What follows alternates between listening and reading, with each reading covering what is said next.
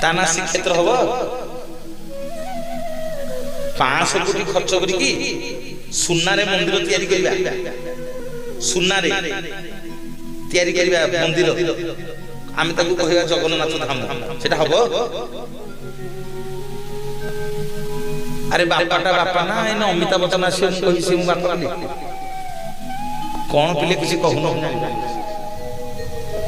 ଆରେ ମୋ ବାପା ଛିଡା ହେଇଥିବ, ଅମିତାଭ ବଚ୍ଚନ ଛିଡା ହେଇଥିବ, ଲୋକ ଯଦି ପଚାରିବେ ହରେ ମନୋଜ ତୋ ବାପା କିଏ, ମୁଁ କହିବି ଅମିତାଭ ବଚ୍ଚନ ବୋଲି? ମୋ ବାପା କାଳିଆଟେ ହଉ, ମୋ ବାପା କଣାଟେ ହଉ, ଗରିବଟେ ହଉ, ମୋ ବାପାଟା ମୋ ପାଇଁ ବାପା ନା? କିଏ ଗୋଟେ ଧାମ ଲେଖିଦେଲା, ଏଟା କଣ ଧାମ ହେଇଯିବ? ଲେଖୁ। ଆରେ କିଏ ପଚାରୁଛି